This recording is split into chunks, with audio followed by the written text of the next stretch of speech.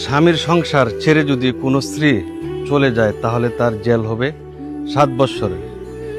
এখন বিষয়টা হচ্ছে, যদি কোনো স্ত্রীলোক তার স্বামী থাকা অবস্থায় সে যদি তার স্বামীর অনুমতি ছাড়া অন্য কোনো পুরুষের হাত ধরে পালিয়ে যায় তাহলে তার জেল হবে 7 বৎসর।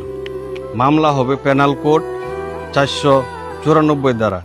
তাছাড়া বিভিন্ন জনে আমাকে ফোন দিয়ে বা বিদেশ থেকে ফোন দিয়ে, প্রবাসী ভাইরা ফোন দিয়ে থাকেন যে তার স্ত্রী অন্য কারো সাথে প্রেম করেছে বা এরকম ঘটনা হয়ে থাকে, অন্যত্র অন্যজনের হাত ধরে চলিয়া যায়।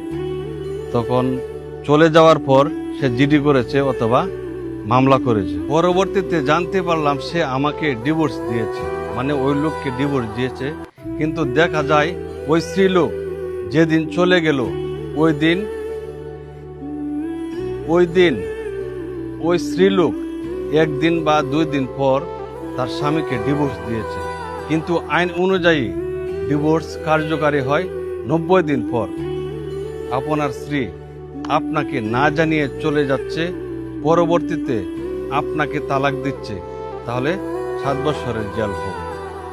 এই তালাক কিন্তু বৈধ হবে না। অতএব আইন মানুন, আইন বুঝে কাজ করুন।